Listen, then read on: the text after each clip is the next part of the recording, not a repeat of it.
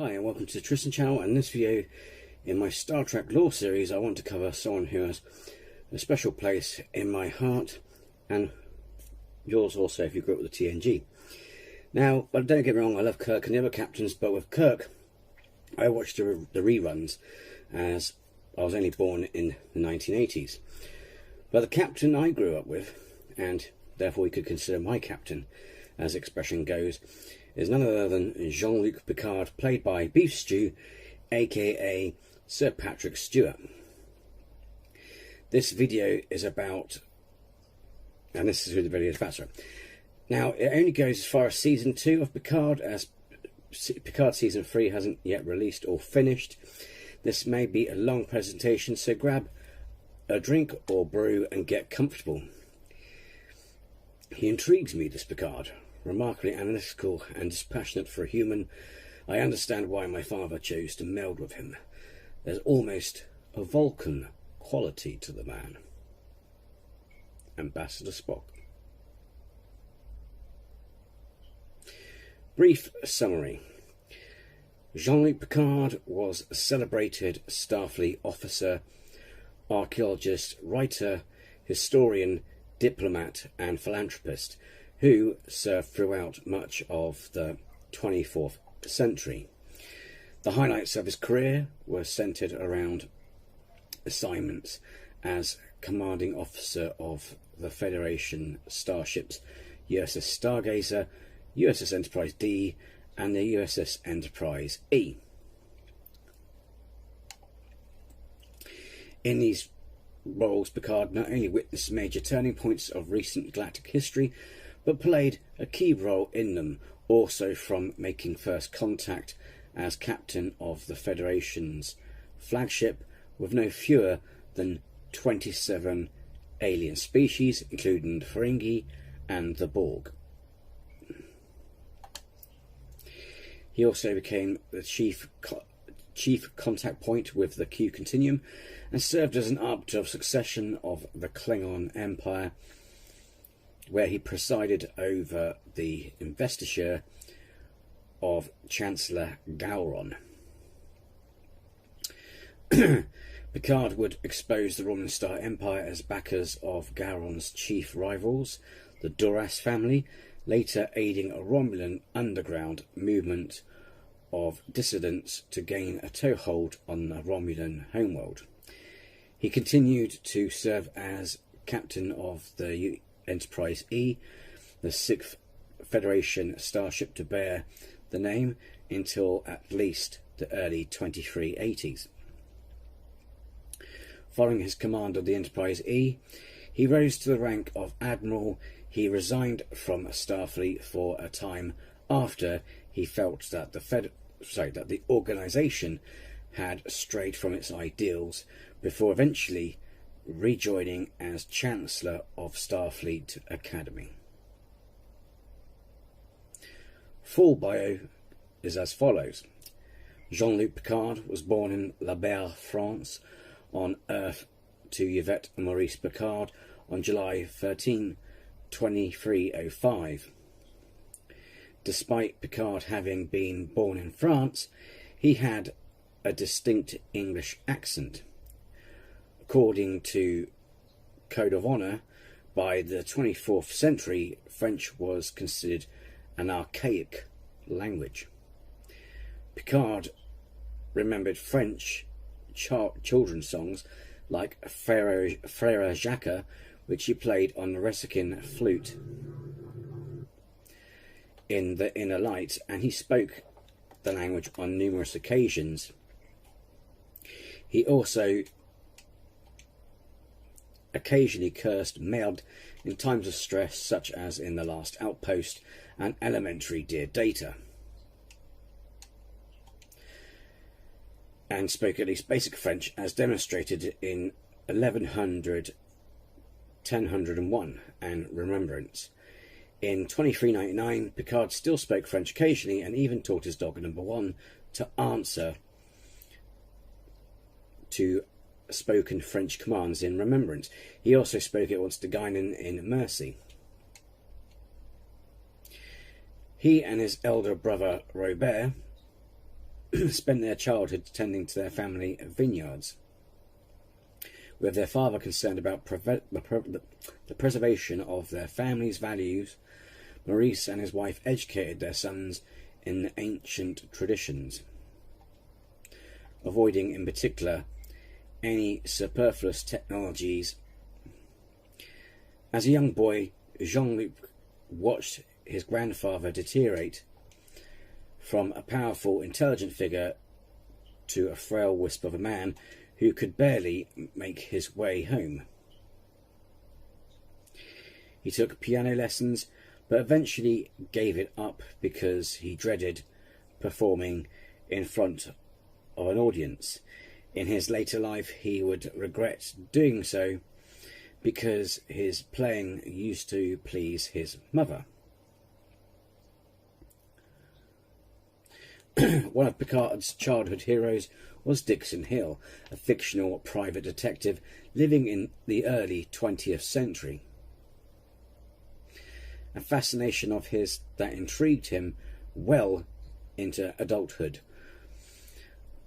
was the ship in a bottle. As a boy, he built the model airships and even a model of a Promethean battlecruiser. He was captivated by the Phoenix, mankind's first warp-capable vessel, which he admired hundreds of times at the Smithsonian, but was never able to touch.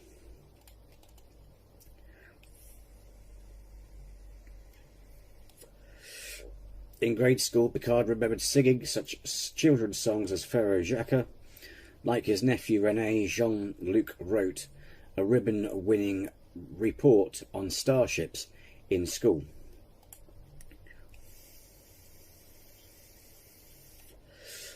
Later in life, he recalled reading about the ancient Bajoran civilizations in his fifth grade reader.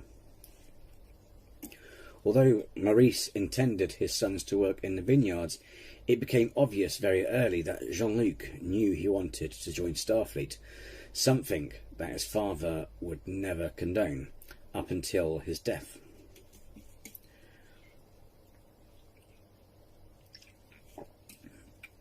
Jean-Luc would later remember that he devoted his childhood to that end, which was like skipping that age altogether.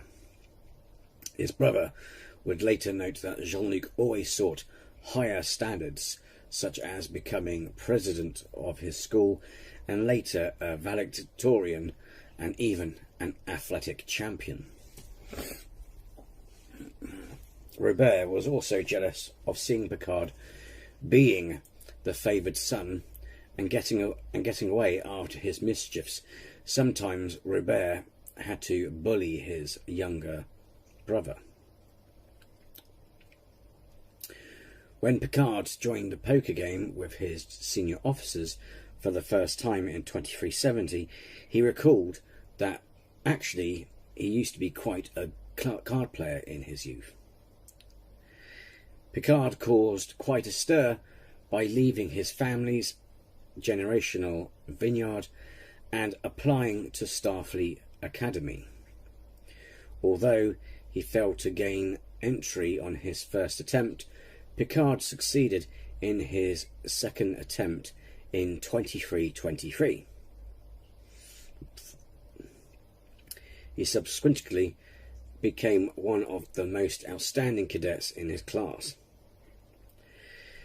Picard's career at the Academy was difficult at best. Years later, Picard credited Academy groundskeeper Boothby by helping him develop a mature attitude.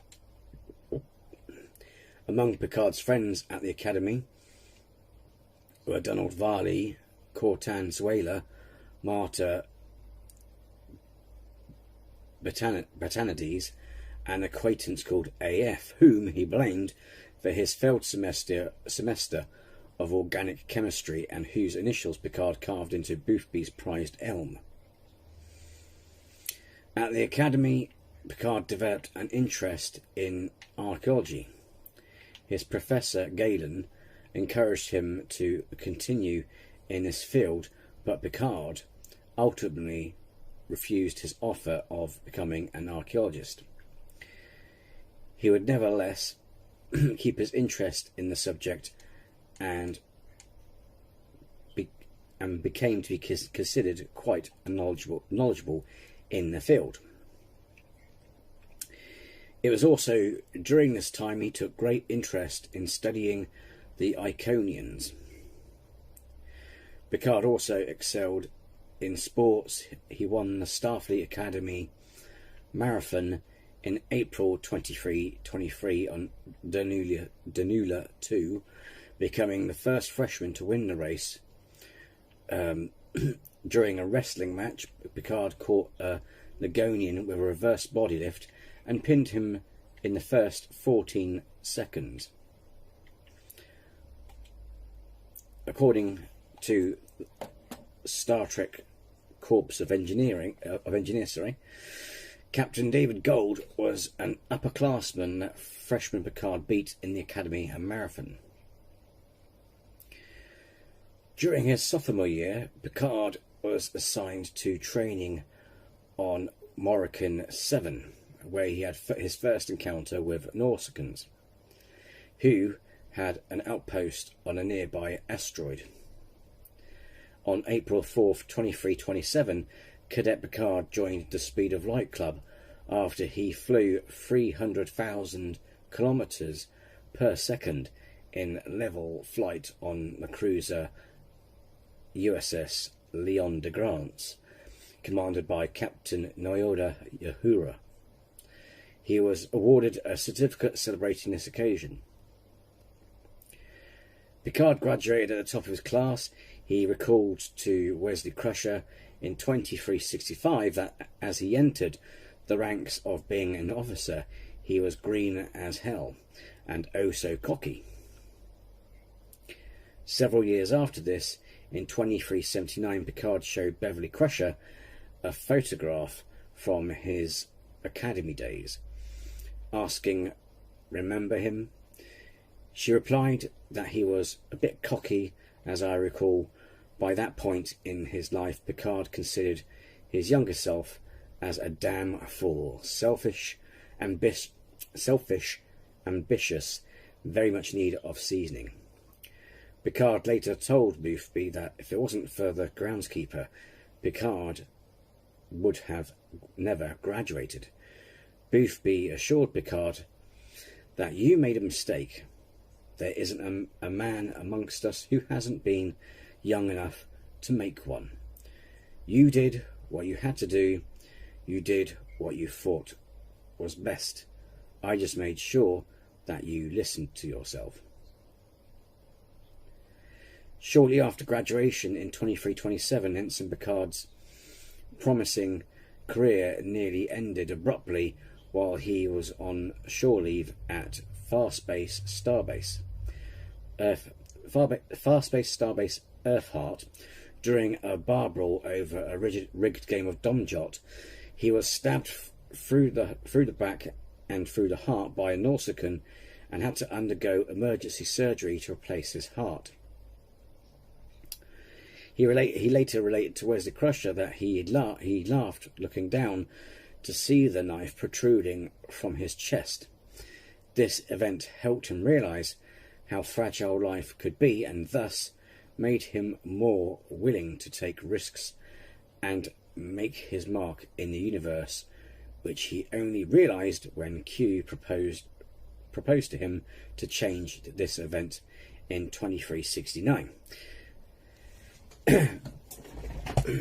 As an ensign, Picard was posted to the USS Reliant, where he served with Lieutenant Nakamura. Picard served on the night watch on board the Reliant. Also, while an ensign, Picard was capable of detecting by ear variations in the ship's torque sensors. As such, he was capable of hearing a 3-micron misalignment. As a junior officer, Picard met Walker Keel at an exotic bar on Tor Ceti 3, where the two became very close of friends. They later became friends with Jack Crusher and his fiancée Beverly Howard. Picard demonstrated command abilities early in his career, in particular when he led an away team on Milka 3 to save an ambassador. This incident would later be mentioned by Q as one of the crucial events forming Picard's personality.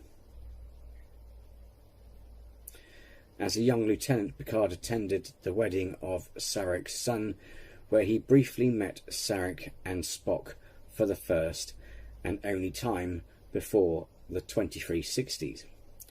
By 2369, he had spent 30 years of his life aboard starships. Picard was assigned as a helmsman aboard the USS Stargazer. In 2333, Picard assumed command of the vessel when the captain was killed on the bridge.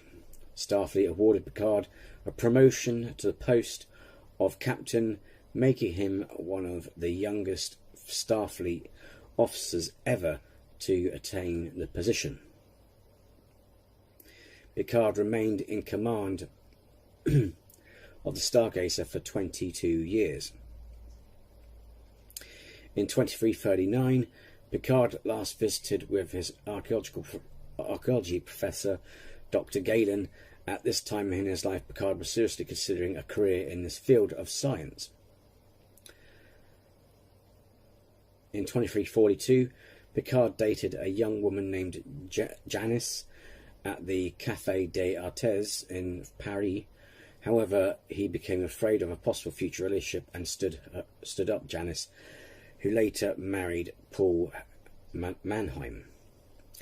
In 2346, Picard met Miranda Vigo on Earth while he was on shore leave. They were introduced by a mutual friend. Picard described it as being involved for a short time, detailing that the affair was all very romantic, very intense, probably because they both knew they would be leaving in 2 weeks. The two kept in touch for a while, but never crossed paths again.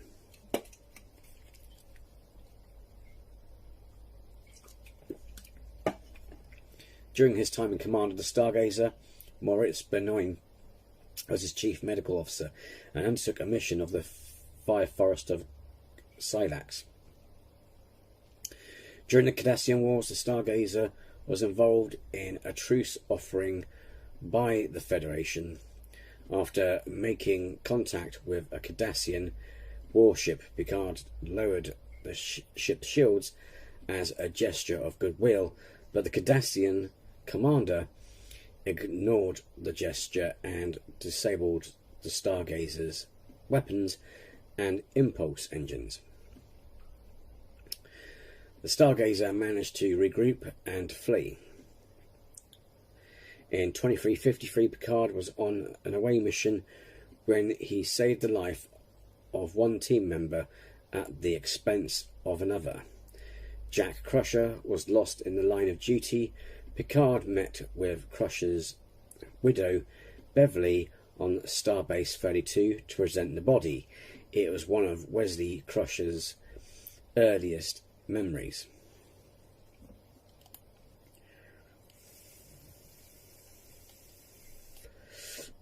In 2355, the Stargazer was seriously damaged in a battle with an unknown enemy vessel, later discovered to be a Ferengi ship.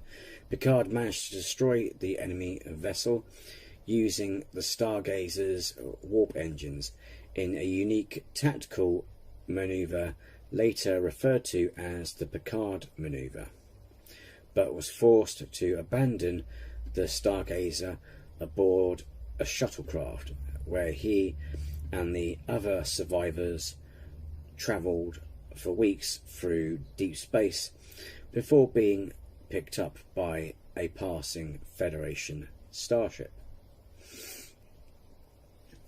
His actions during the battle were called into question by Philippe Leveux, an officer of the Judge Advocate General, during his court-martial, but he was exonerated by the inquiry board,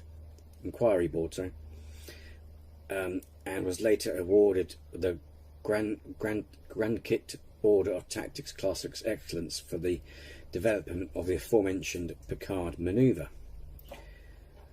The encounter with the Ferengi vessel, later known as the Battle of Maxia, eventually came back to haunt Picard. Damon Bock, whose son was killed in a battle, twice tried to exact revenge on Picard. Picard's next command found him responding to a distress call from a colonist in the Canalian minefield around 2363. During this mission, he first met Natasha Yar.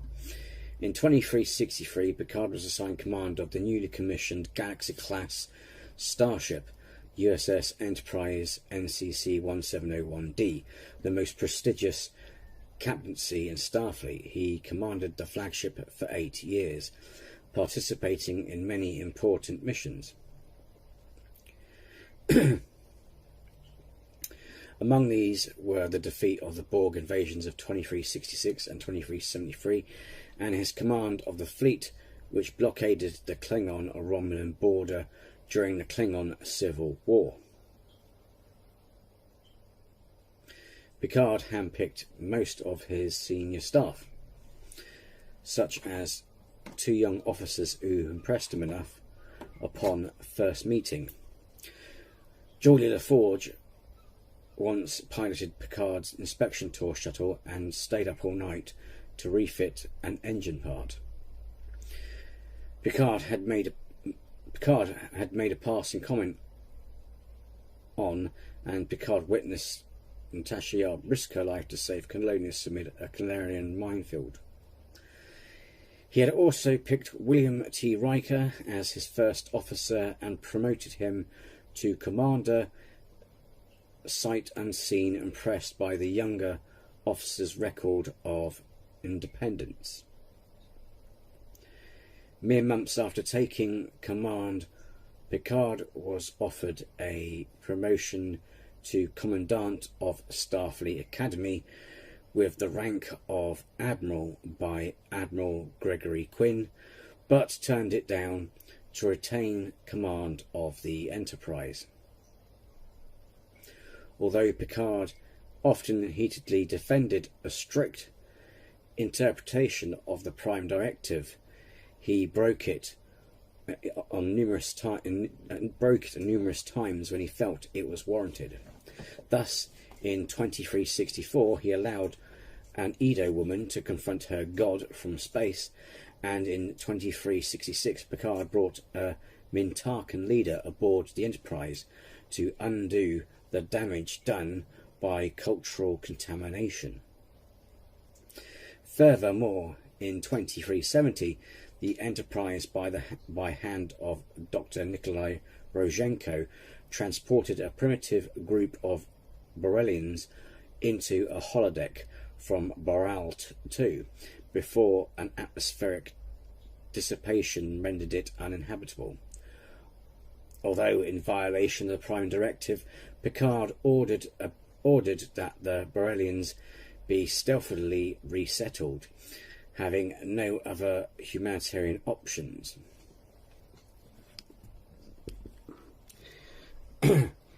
In 2369, when the Enterprise was undergoing a baryon sweep at the Relma array, Picard uncovered a plan by mercenaries to steal toxic waste from the ship's warp core.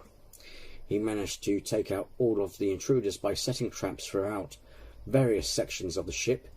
He even used the Vulcan nerve pinch technique on Devore. Commanding the Enterprise on their first mission, Picard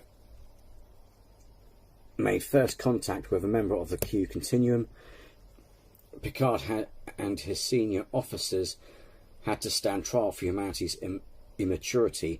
To prove their worthiness as a species, Picard had to solve the mystery of Farpoint Station. The crew of the Enterprise discovered that the inhabitants of Deneb 4, the Bandai, had captured a space-dwelling being to serve their own purpose. The Enterprise helped to free the creature, and Q, somewhat disappointed by the crew's success, retreated, though he hinted it would not be their final encounter.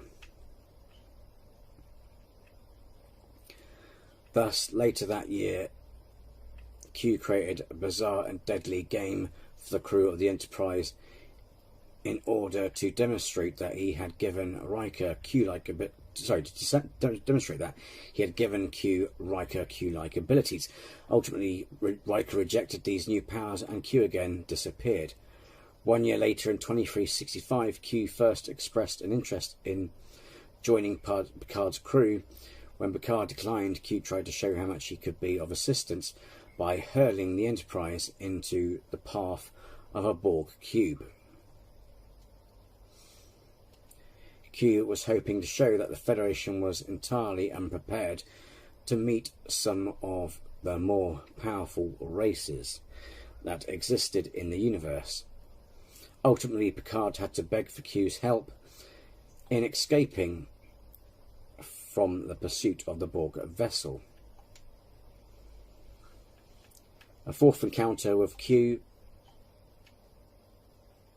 occurred in 2366, when the other members of the Continuum had him stripped of his omnipotence and immortality as punishment for his irresponsibility.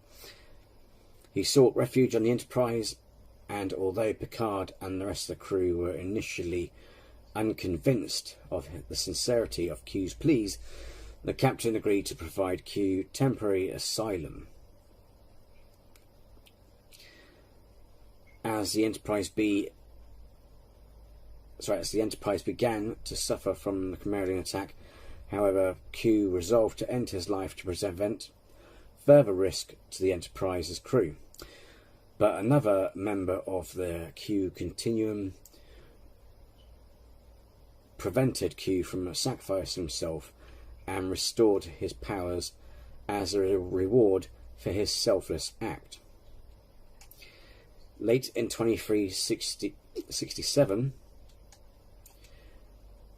Q returned to the Enterprise to properly thank Picard for his role in helping him again his standing in the Continuum. At the time, Picard was meeting Vash, whom he had met on Risa the year before. Q resolved to teach Picard a lesson about love and cast the captain, Vash, and the Enterprise command crew into an elaborate scenario styled by the ancient legend of Robin Hood. Q himself assumed the role of High Sheriff of Nottingham. Ultimately, Picard learned his lesson and everyone was returned to the Enterprise. Intrigued by Vash, though, Q offered to take her on a journey of exploration to explore various archaeological ruins of the galaxy, and she accepted. In 2369, Q once again appeared aboard the Enterprise, this time to instruct Amanda Rogers, a human who was a child of 2Q and possessed Q powers herself. Although Q's petulance and attitude did little to ingratiate himself to Amanda, he eventually convinced her to go with him to the Continuum to learn to use her newfound abilities.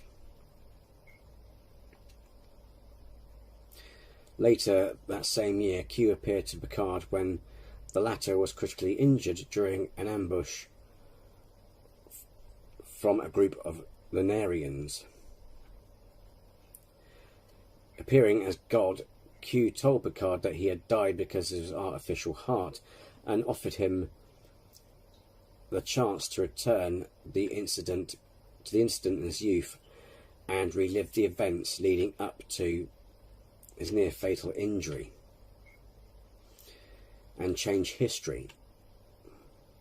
Although Picard was successful in changing history, he eventually realized that the event and his previous nature as an arrogant, brash young man was a part of his identity and had helped mould him into the successful Starfleet officer he had become, although he was uncertain as to whether the experience had been real or simply a vision. Picard was grateful for Q's revelation. In 2370, Q returned to the Enterprise to continue the trial against humanity, claiming that the 7-year-old trial had never actually ended. Q proclaimed humanity guilty of being inferior and informed Picard that his race was to be destroyed. He sent Picard travelling through time to his past, present and future, where he was presented with a temporal paradox in the form of an eruption of anti-time in the Devron system. In this paradox, Picard himself was responsible for the creation of the anomaly, that it progressed backwards in normal time, anti-time having the opposite properties of normal time, thus destroying humanity in the past. However, in addition to sending Picard jumping through time, Q also provided Picard with hints to understanding the nature of the paradox. Ultimately, Picard determined the solution and devised a way to close the anti-time anomaly in all 3 time periods, and following the captain's success, Q revealed that the entire experience had been a test aimed at determining whether humanity was capable of expanding its horizons to understand some of the advanced concepts of the universe. Departing, Q promised to continue watching humanity, proclaiming that the trial never ends.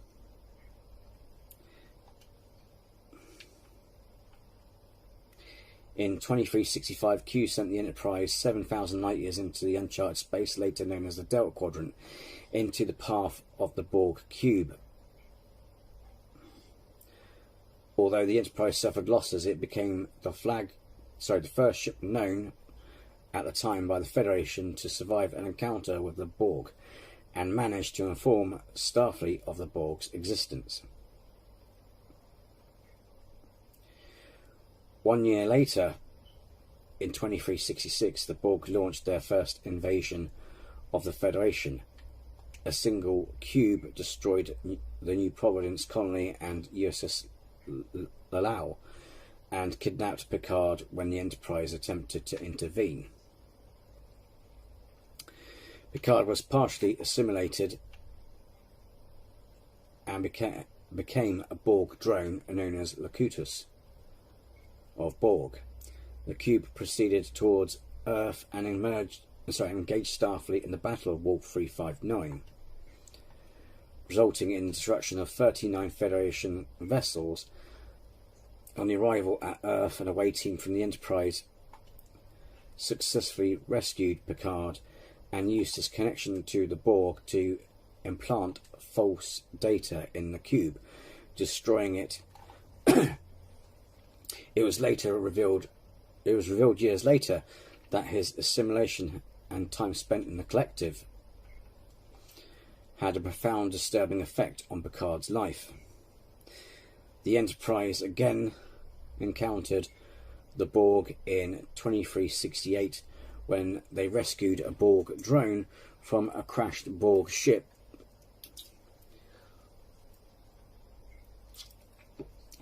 This drone was cut off from the collective and slowly regained an individual identity, eventually being named Hugh.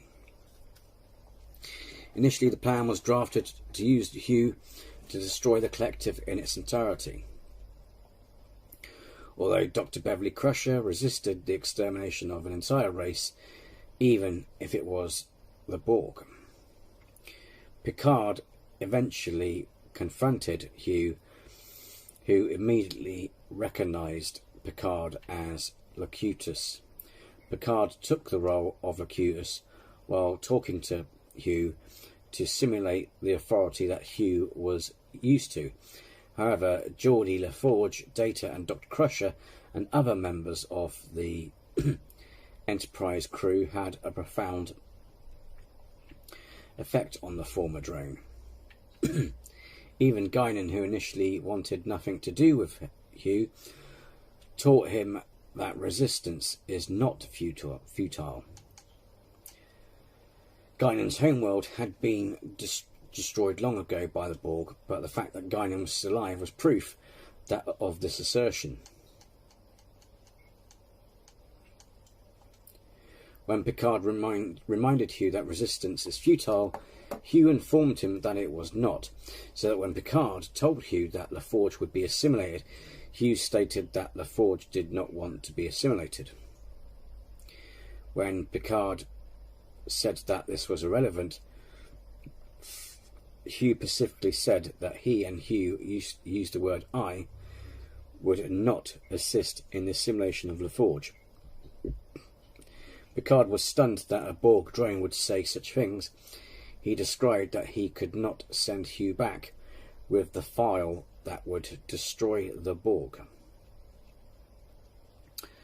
Picard offered Hugh asylum on board the Enterprise, but Hugh said that the collective would not stop looking for him until they found him.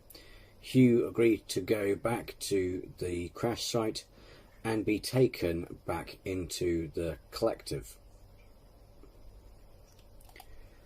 to protect the Enterprise from harm.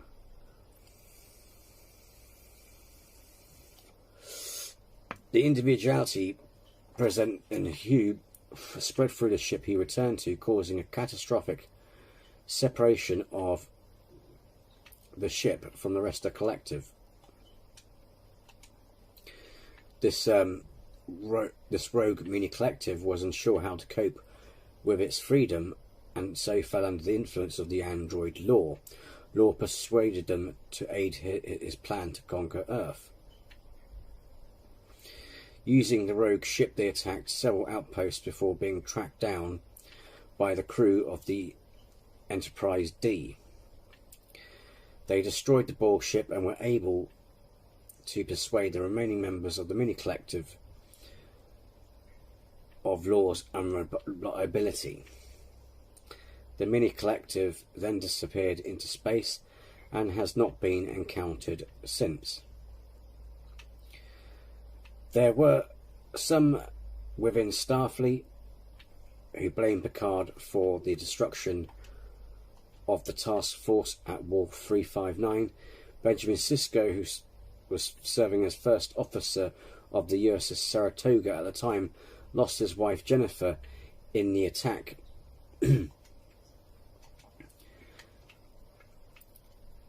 Picard and Sisko finally met in 2369 after the Enterprise was the first Starfleet vessel to arrive in Deep Space Nine. Sisko was at first hostile towards Picard, but later came to forgive him. Sisko also gave Picard his letter of resignation, which Picard did not send, feeling Sisko was the right person for the command of Deep Space Nine. In 2373, the Borg launched their second invasion of Earth, and again the crew of the Enterprise played a major role in their defeat. Initially, the Enterprise was not to have participated in the Battle of Sector 001 because, according to Starfleet Command, Picard would bring an unstable element into a critical situation. Seeing that the Borg were getting the best of the fleet, Picard ordered the Enterprise to Earth to assist. He was instrumental in defeating both the main invasion and an attempt by the Borg to prevent the formation of the Federation by altering history. In 2368, the Enterprise encountered a space probe of unknown origin which emitted nucleotronic beam directed at Picard. This led to his fainting and awakening on an unknown world where he was known as an ironworker named Kamen and was married to Aline. Picard later found out that Kamen was a member of the Rasic community on a planet called Catan. For 5 years, Picard clung to his life aboard the Enterprise and searched for ways to return, but eventually settled into his life as Kamen, having 2 children with Aline and eventually a grandchild.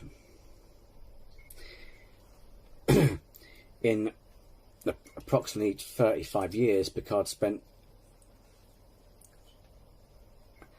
as Kamen. He learned to play the Reskin flute, dabbled in astronomy, and analysed soil samples from the planet, eventually confirming that Catan was a dying world.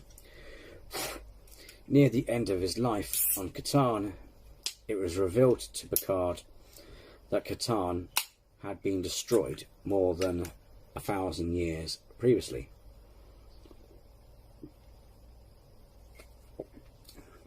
And the residents of the Resic community had engineered the probe to share the memory of and experiences of their people with someone who could then teach others about their civilization. He awoke on the Enterprise as Jean-Luc Picard once more and discovered that he had lived a lifetime in only 25 minutes.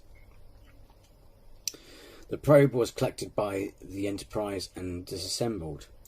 A Resican flute was found inside the probe, which Riker then presented to Picard. Picard considered the flute to be one of his most prized possessions. As of 2379, he kept it on his desk in his ready room aboard the USS Enterprise E. In 2371, the USS Enterprise D was lost over Viridian 3, where the vessel's primary hull crash landing on the planet's surface. Picard also met the legendary James T. Kirk while in the Nexus. With his help, he was able to defeat Dr. Tolian Soren before he could have a chance to destroy the Viridian system. The casualties were light aboard the Enterprise, and most of the ship's senior crew was reassigned to the USS Enterprise E, the 6th Federation starship to bear the name. Picard was installed as commanding officer and given a new authorization code, Picard 47 Alpha Tango, after a 1 year shakedown cruise. The new Enterprise was nearly lost when a senior staff decided to sacrifice the ship in order to save Earth's future by preventing the Borg on board from changing history.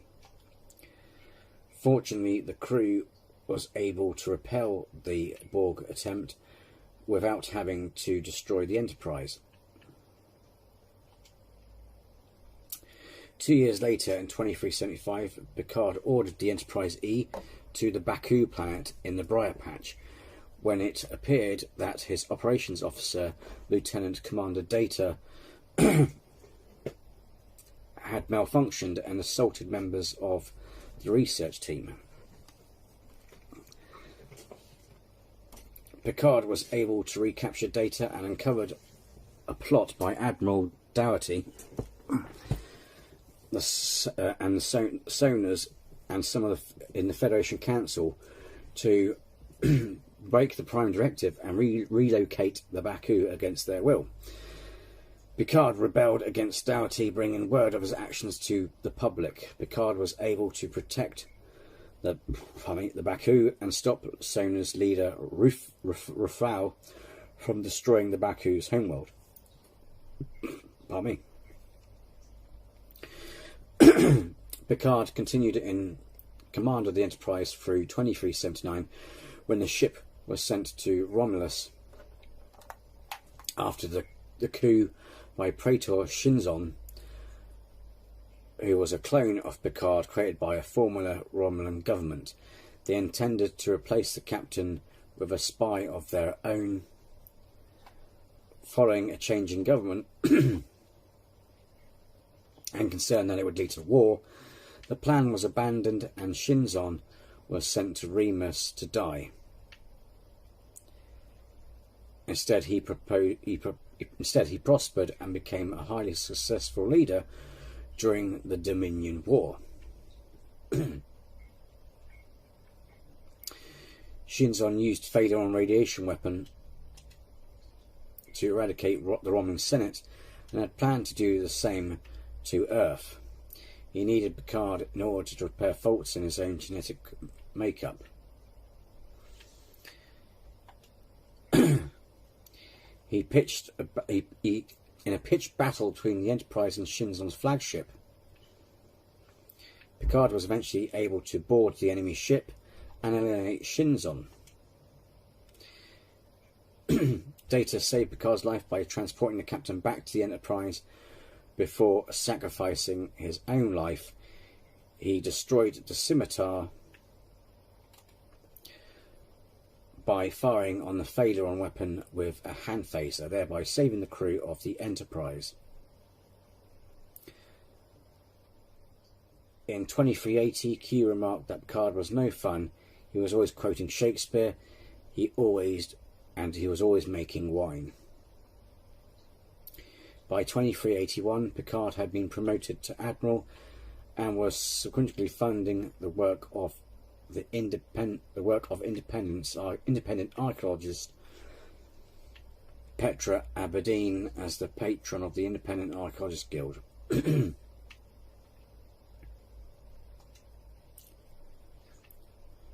Picard left the Enterprise and was promoted to Admiral in 2381 to assist the Romulan people. This is also supported by the picture of Picard wearing his Admiral's uniform while holding Thaddeus Troy Riker, who was born in 2381 and clearly not quite 1 year old. By 2385, he was tasked with developing a fleet of ships to help rescue the populations of Romulus and other worlds of the Roman Star Empire that were in the blast radius of the impending supernova. The Romulan government had requested the Federation's aid in this. In a log of Vice Admiral Janeway mentions Picard being involved with evacuation deals with Romulans, giving the time frame of said log. It would seem Picard had been working on these efforts since at least 2384. She mentions that if she had persuaded the USS Prostar into the Romulan neutral zone, it could have compromised Federation-Romulan relations, and that Jean-Luc would have never forgiven her. Sometime later, Picard had managed to help get some of the Romulan refugees to Vashti in the Beta Quadrant. He visited the planet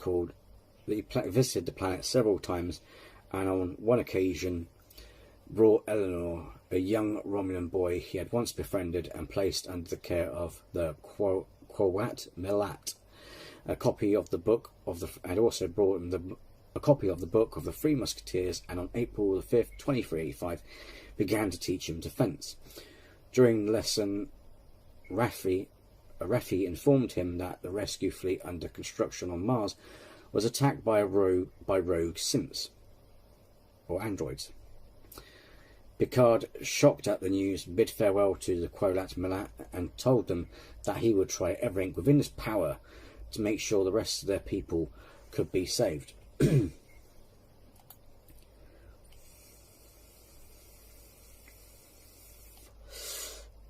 The attack destroyed not only all the ships of the rescue fleet, but also Utopia Planitia fleet yards, and ignited the stratosphere for years to come, rendering the terraformed planet uninhabitable. Picard called the attack which cost over 92,000 lives, devastating in a Federation News Network broadcast at the time. Following this, the Federation chose both to enact a ban on the creation of synthetic life forms and to cancel the Romulan evacuation, dooming the majority of the population to death by eventual supernova in 2387. Picard met with the Federation Council with a plan for a new fleet with mothball ships as significantly fewer officers, but believed the evacuation could still work. He gave the Council a choice: his new fleet or his resignation. In truth, his threat to resign from Starfleet was the last desperate card Picard had to play to continue the evacuation plan, and he was stunned when the Council simply accepted it. Picard called the ban on synths a mistake. His resignation angered Raffi, who had believed in his idea and suspected possible Tal Shiar involvement in the attack on Mars.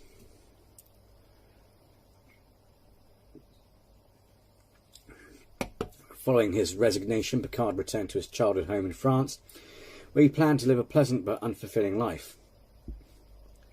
Living with him were two Romulan refugees, Laris and Zaban, who joined his household about 4 years later, and also his dog, Number One.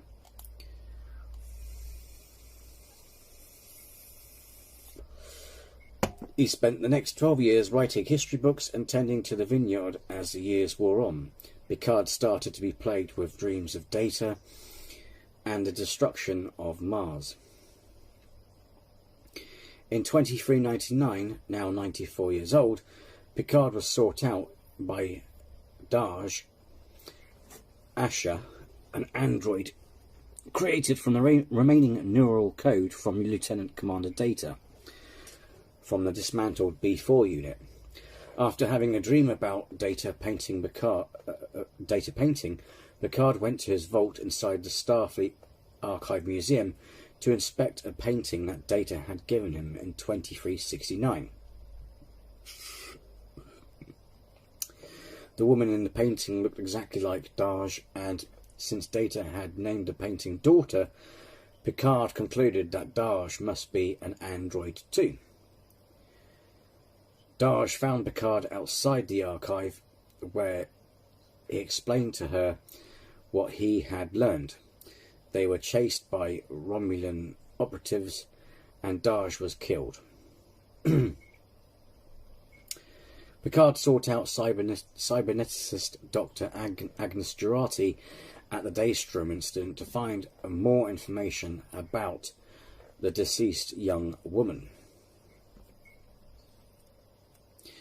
Jurati told him that Bruce Maddox might have managed to successfully create androids based on Data's code, including Daj and a twin sister.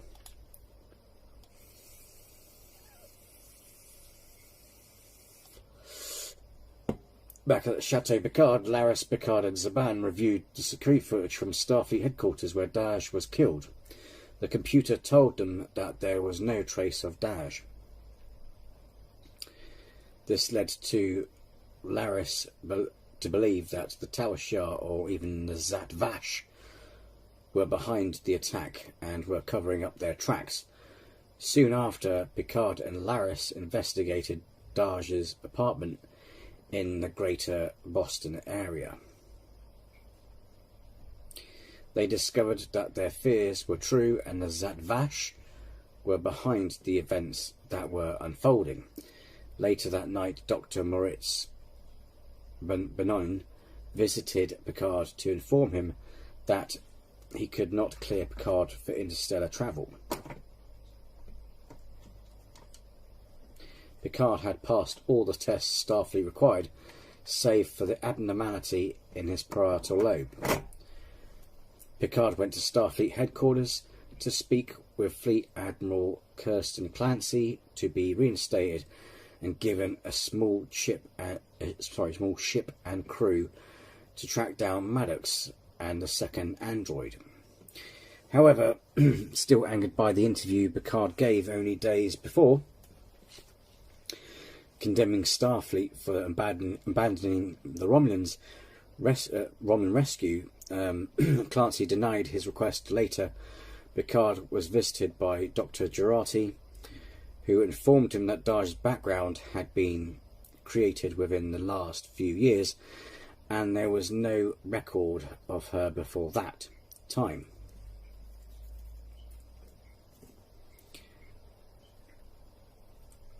Picard sought the help of his former friend, First Officer Raffi, to find an unregistered ship and off-the-books pilot he could hire to help him track down Bruce Maddox and solve the Zat-Vash mystery. Picard was able to get Raffi to agree to help after having a heart-to-heart with her. He apologised for letting her down and not being there when she needed him. She put him in contact with Cristobal Rios, the experienced pilot and CEO of the Serena. Picard beamed aboard Rios' ship, and where he met the captain and his emergency medical hologram. Picard and Rios discussed the latter's past with Starfleet and the job Picard was offering, which Rios seemed willing to accept. Back at the chateau, Picard revealed to Laris that he never really felt at home at the vineyard and always felt he was best suited for life out among the stars.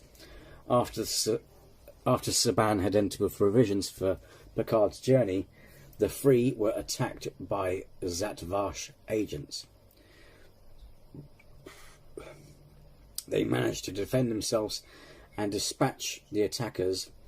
When a straggler came into the room after the main group, trying to shoot Picard, he was killed by Agnes Jurati, who had showed up unannounced. Jurati told Picard that Commodore Oa visited her and asked her about her conversations with him. Picard then interrogated one of the Romulan attackers and learned that they believed that Soji was the destroyer, the end of all. Before Picard and the others could learn more, the Romulan agent committed suicide with an acid capsule hidden in his teeth. Moments later, Rios called Picard to warn him of a more trouble headed his way. Dr. Dry convinced Picard to take her along on his mission, and the two beamed aboard La Serena. To Picard's surprise, he found that Raffi was there too. She told Picard that based on the information he gave her, she had discovered that Bruce Maddox was on Freecloud. Picard ordered Rios to jump to warp to begin their mission. A short while into the mission, Picard decided to have Rios change course to Vashti. Obstinately, he wished to visit the Croat Milat, an all-female order of Roman warrior nuns, and find Galankai, a sworn blade, to join his cause. However, Raffi suspected he was really looking for Eleanor, a young Romulan Picard had developed paternal feelings towards during the Romulan rescue mission. Raffi informed Picard that Vashti had become grimmer since he had last visited, and the destruction of the Romulan homeworld left many with bitter feelings towards the Federation. Once on Vashti, Picard reunited with the Croat Milat. he was surprised to find Eleanor still living among them. Eleanor, who had once admired Picard, was now feeling resentful since Picard had abandoned him and his people. Picard asked Eleanor to become his Quaylen Kai, but Eleanor refused while waiting for a transporter window to return to the ship. Picard decided to have a drink in the tavern with a Romulans only sign, which he tore down.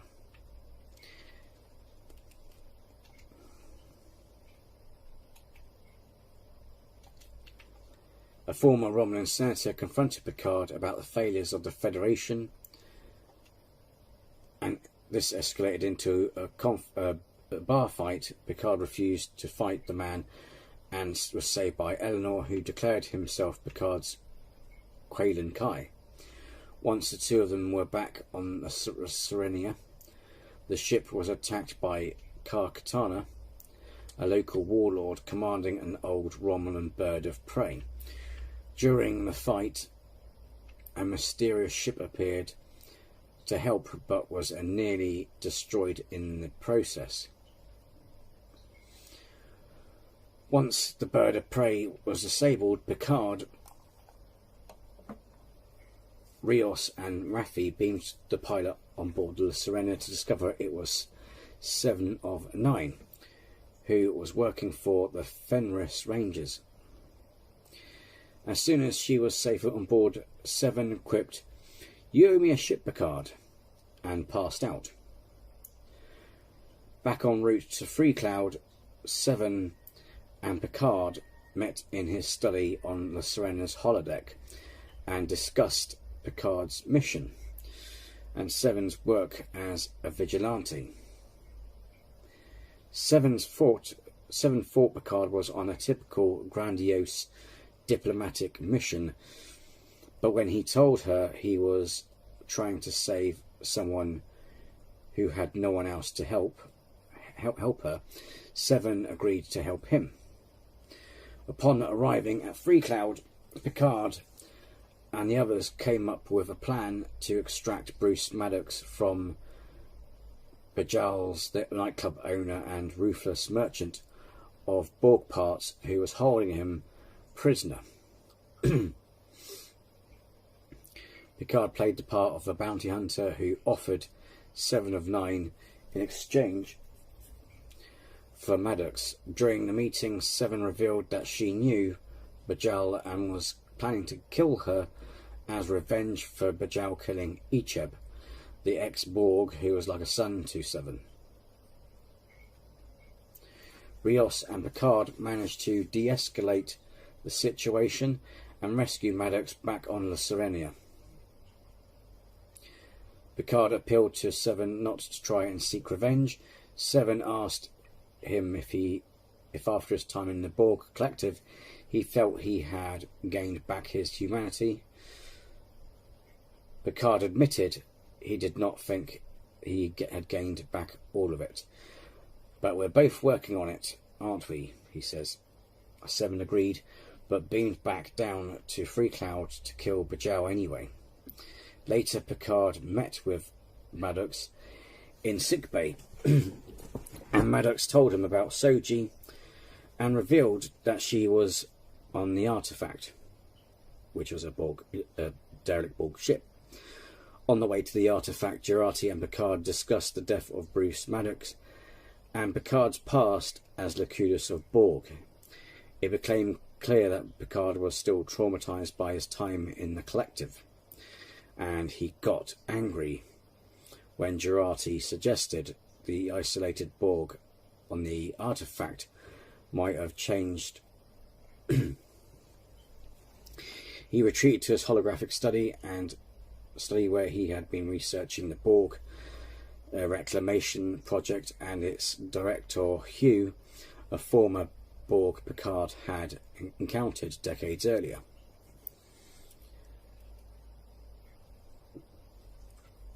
In order to gain access to the artifact, Picard asked Raffi to use her connection to Captain Emily Bosch to get him diplomatic credentials. Bosch made him a special envoy to the reclamation project, but the Romulans refused to let Serena land and insisted Picard had to beam over alone.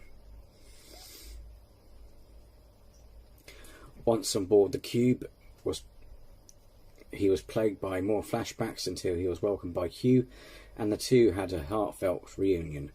Hugh showed Picard around the reclamation project and explained his work and the plight of the ex-Borgs.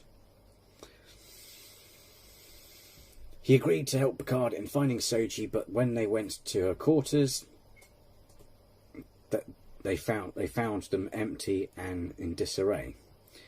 At first, Hugh was unable to track Soji, leading Picard to guess someone might be keeping her hidden.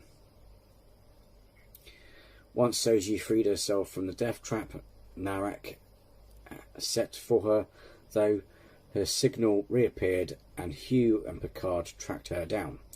Although Picard told Soji he was a friend of her father and her sister, and had come to Picard for help, she was hesitant to trust him. Ultimately, though, she believed him when he said he was trying to help her, and Picard, Hugh and Soji fled from the Romulans that were pursuing them to the Queen's cell. Hugh activated the spatial trajector hidden in the cell to help Picard and Soji escape. When they were accosted by Romulan guards, Eleanor came to the rescue after having gained access to the artifact despite Picard's orders to stay on La Sirena. Picard told Raffi and Rios he was going to take Soji to Nepean and they should rendezvous there. He ordered Eleanor to come along, but Eleanor refused, insisting he should cover Picard's escape.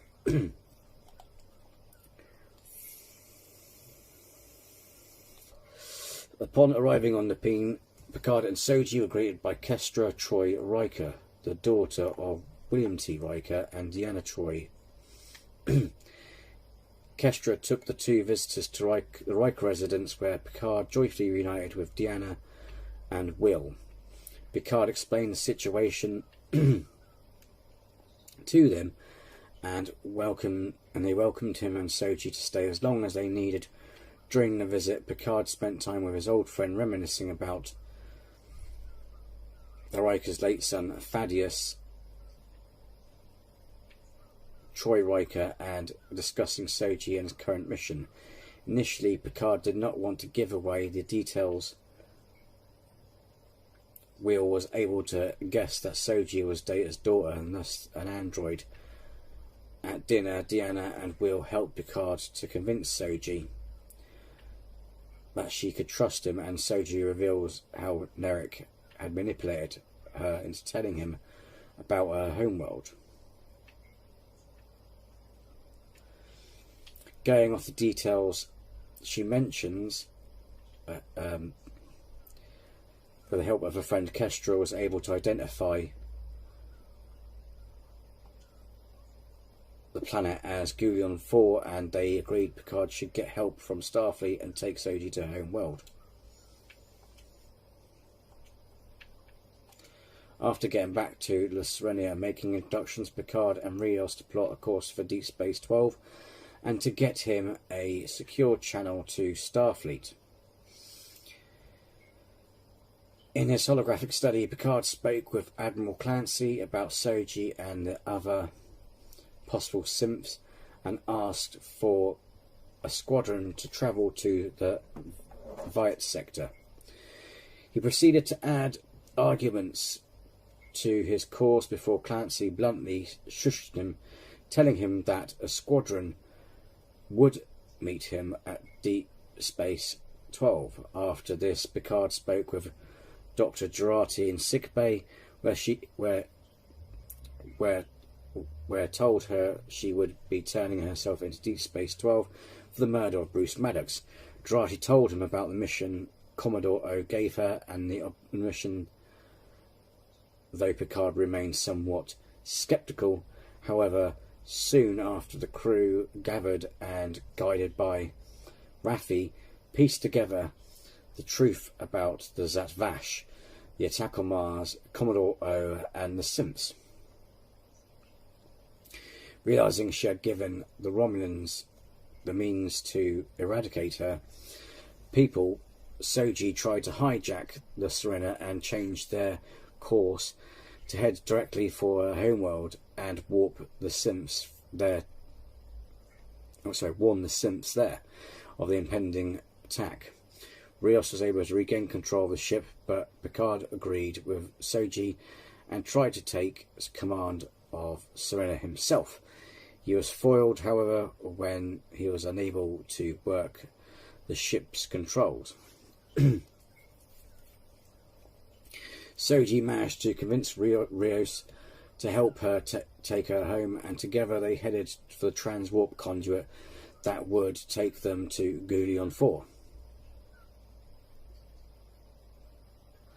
Upon arriving on the Synth homeworld of Coppelius, in which the Serena crashed on the surface, Jurati was able to discover the abnormality in Picard's brain, which he revealed to the rest of the crew as being diagnosed as terminal just before the Serena left Earth. However, he made a point of saying he would not be treated like a dying man, and they would continue with the mission as he had promised. He delivered Soji to her people at Coppelius Station, a community of Simps led by Dr. Oltan Inigo Soon, the son of Data's creator Nunyan Sung. Picard and Soji told the assembled Simps that the Romulans were en route to their world to destroy them.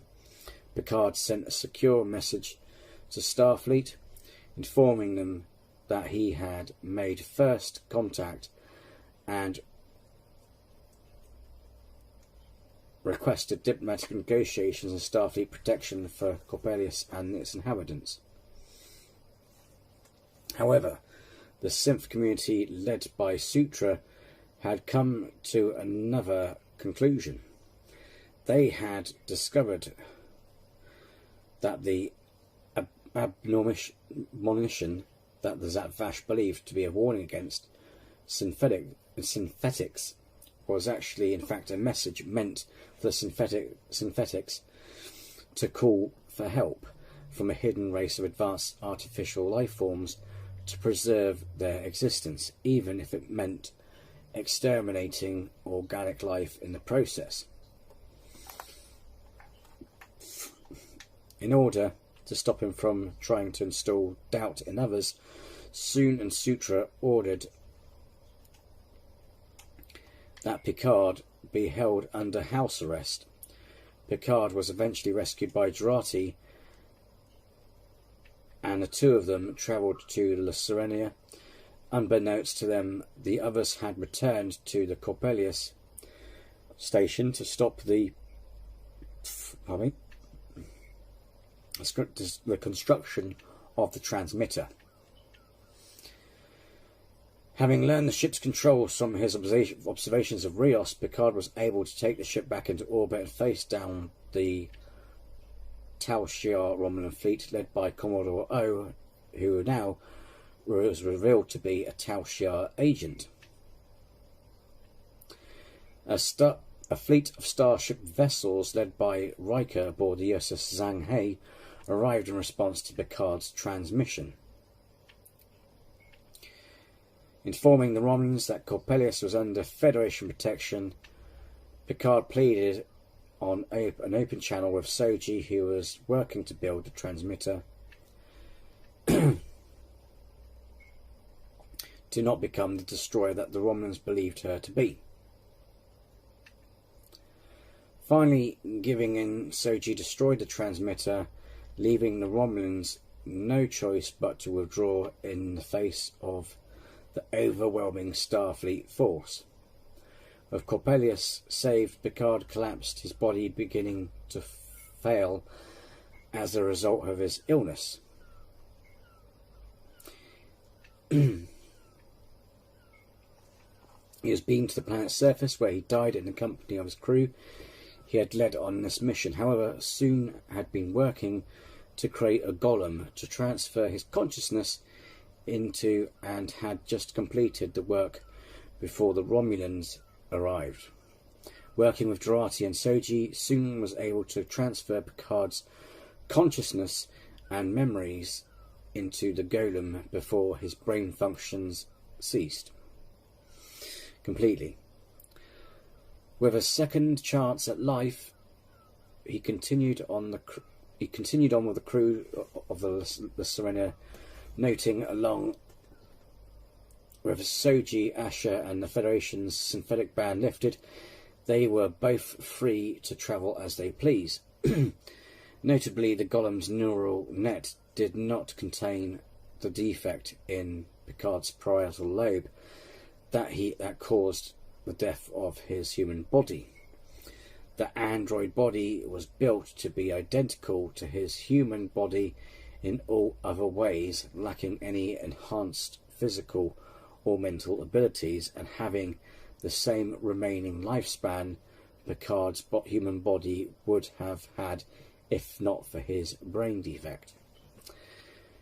2401, retired Admiral Jean-Luc-Picard rejects the romantic advances of his housekeeper, Laris, a year and a half after the death of her partner, Zaban, after giving a speech to a new class of cadets, including his former ward Eleanor in his role as Chancellor of Starfleet Academy. Picard visits his old friend and bartender Guinan to talk about his lifelong avoidance of romantic relationships. In deep space, Captain Chris Rios and Dr. Agnes Jurati of the USS Stargazer investigate an anomaly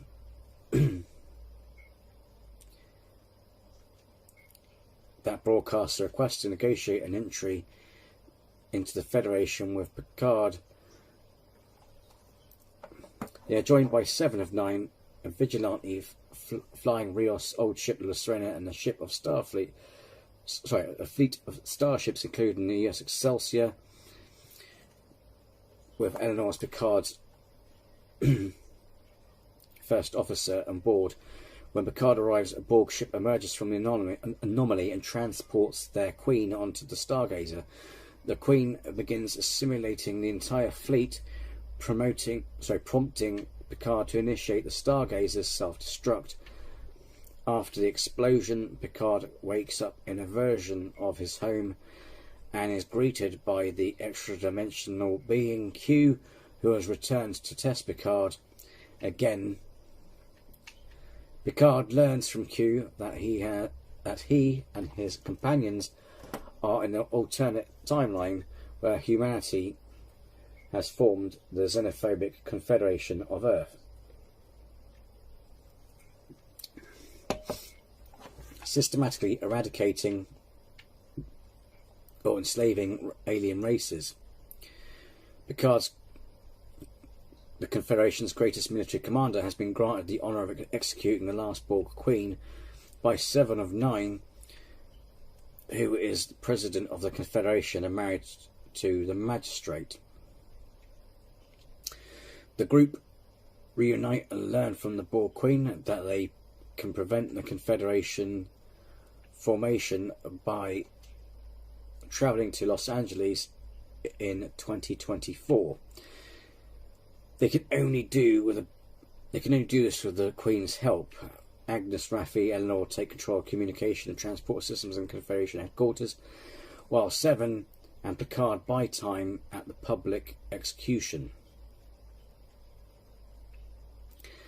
As the crowd and the magistrate grow concerned with their stalling, the others complete their objectives, and Picard, 7, Agnes, Raffi and Eleanor and the Queen are beamed to Rios' ship. They are preparing to initiate time travel when the magistrate and the security officers beam aboard, shoot and wound Eleanor, and prepare to execute them all for treason. Seven distracts the magistrate long enough for the group to overpower and kill him and his officers. The ship comes under attack, and the Queen takes advantage of the situation to directly connect herself to the ship's computers. She destroys their pursuers and slingshots the ship around the sun, creating time warp to 2024. She tells Picard that they must find a watcher in Los Angeles who knows what Q changed to cause the new timeline.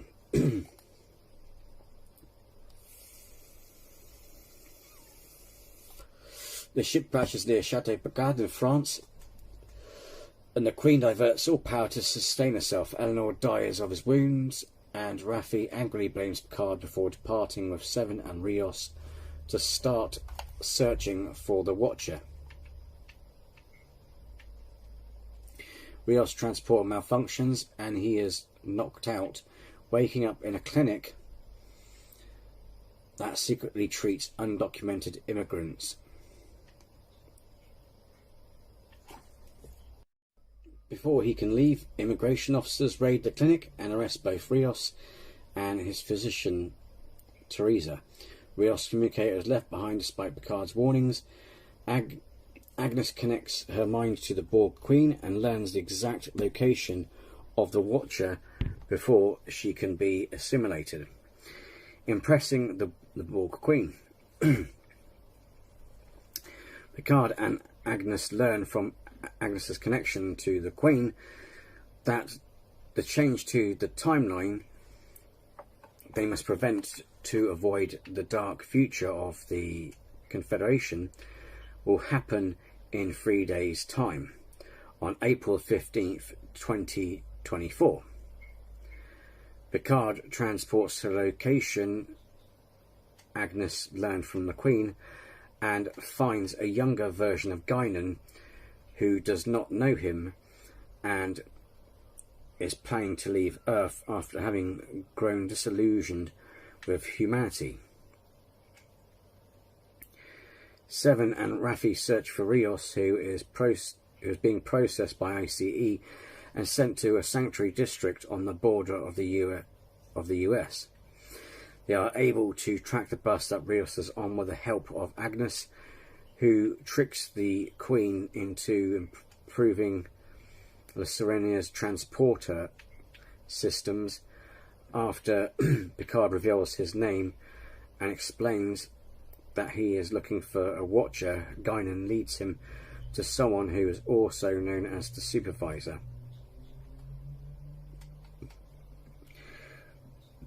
That is acting as a guardian angel for someone on Earth. The Supervisor, who resembles Laris but appears human, teleports away with Picard. Meanwhile, Q approaches a woman who is working on the planned Europa spaceflight mission. He is surprised to discover that he is unable to change her destiny. The Supervisor introduces herself as Talene and explains to Picard that she is tasked with protecting his ancestor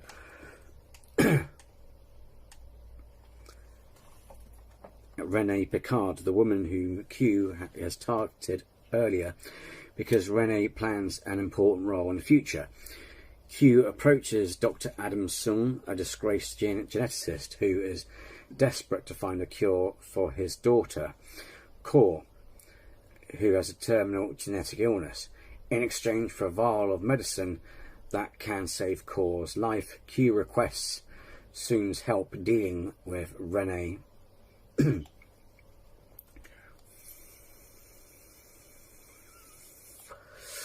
Seven and Raffi break Rios out of IC custody. Back on La Serena, the Q taps into the ship's communications to broadcast an emergency call and lure a policeman onto the ship. Agnes shoots the Queen to prevent her from assimilating the policeman, but the dying Queen injects Agnes with Borg nanoprobes. Picard knows that Renee is destined to find a sentient organism on Jupiter's moon, Io, and it is essential that she does not back out of the Europa mission.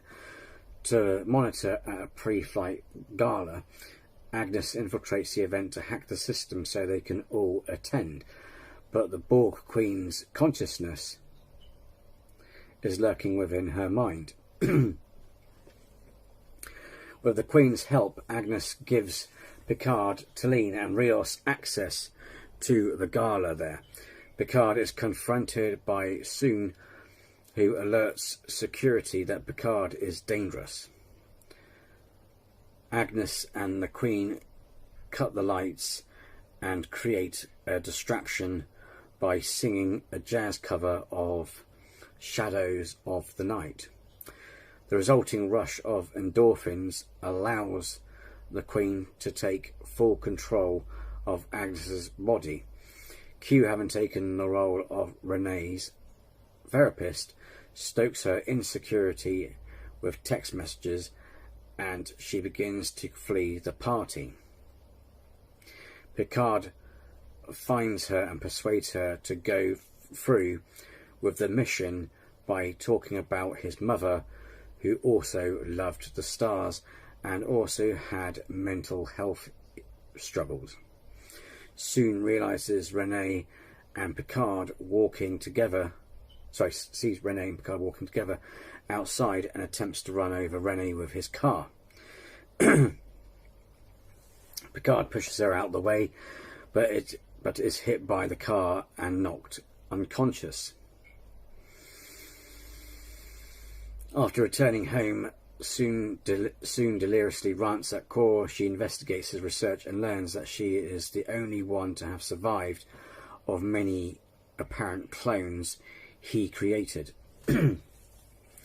At Teresa's clinic, Talene decides to enter Picard's mind to help him wake up from a memory that his mind is fixated on. Inside his mind, Picard relives part of memory from his childhood, where his apparently abusive father, Maurice, chased Picard's younger self and his mother, Yvette, through the house. Talene helps Picard realise that his mother was actually struggling with mental illness, and Maurice was just trying to protect her and Picard. Picard wakes up from his coma, and Talene reveals that she is actually Romulan and possibly Laris's ancestor. Picard theorises that Q may have had a personal stake in his trial and asks Guinan to summon Q using an Alorian ritual. The ritual fails just as an FBI agent, Martin Wells, enters the bar and arrests them based on surveillance footage of Picard using his transporter. Rios secretly brings Teresa and her son onto Serenia, confessing that he is a time traveller. Raffi and Seven discover that the ship's computers have been sabotaged with Borg encryption codes and begin tracking Agnes. They find a bar where she smashed a window and realise that the Queen is trying to create more endorphins in Agnes until she has enough power to assimilate more people and become a new Borg Queen. Wells tries to make Picard and Guinan confess to being aliens. He separates them, and Guinan is visited by Q, who explains that he is dying and that the trial is a final attempt to give his own life meaning. He notes that all humans are stuck in the past, and Guinan uses astral projection to share this message with Picard.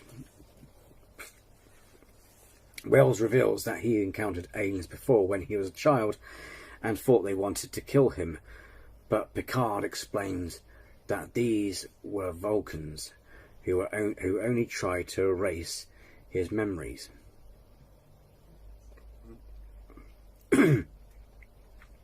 Wells is forced to release Picard and Guinan after the FBI dismisses him for conducting an illegal investigation.